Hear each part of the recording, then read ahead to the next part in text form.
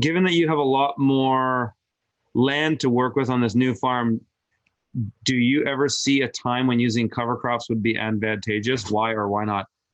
Great question, Kirk. Yeah, actually, and I have thought about it with the new farm. I don't know. Like I don't think I don't think I'll do any mid-season cover crops, but I might do some fall cover crops.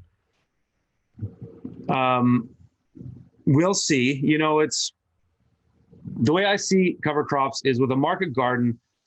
If I have access to good compost, there's not that much incentive to do cover crops. So both things require inputs. I got to get cover crop seed from somewhere, or I got to get compost.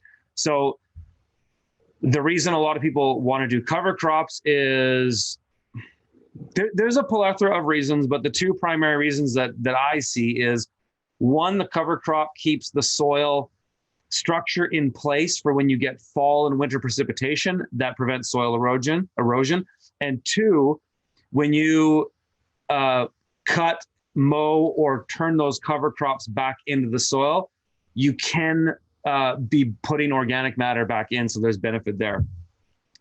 The problem with them in a market garden concept that I say is that, or that I see, is that it takes work to do them. So if we're comparing it to just adding compost, with the cover crop, I got to spread that seed. So that's an action.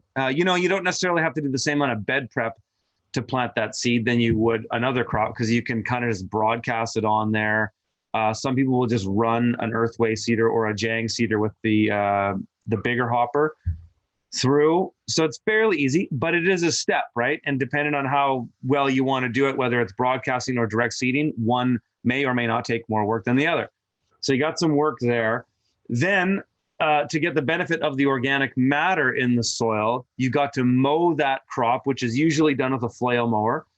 And then you may or may not till it into the soil. Some growers will just flail it and then tarp it. Some growers will flail it and then till it in. You know, there's a variety of different things you need to do. So you can see that there's a few steps involved in doing that to get the same outcome as just adding compost to the soil. So that's why I said at the beginning, for me, it pretty much comes down to, if I have compost available, I'm just going to get compost. If I don't, well, then I have to go get the seed for the cover crop, because I don't save that seed. That seed isn't necessarily locally available. So I would say, all in all, adding compost to a beds is just more preferable. I would say, again, this is just my opinion. There might be some other growers out there that would have a different opinion. Because in a market garden context, 30-inch bed, you know, small-esque farms, you know, 5 acres or less, you're doing beds, cover crops don't make sense. Where cover crops do make sense, mostly, is larger scale farms. So if you go to the any of the content that we had with Andrew Manns at Manns Organics, that scale of farm, tractors and all that, that makes sense to use cover crops with, because that's easier than doing compost. Because spreading compost over 500 acres does not economically make sense. It's does not make sense whatsoever. Spreading cover crop seed over 500 acres can make sense. So that's the thing. I would say overall, my farm isn't big enough as a half acre to justify the time and resources and action steps to justify doing cover crops.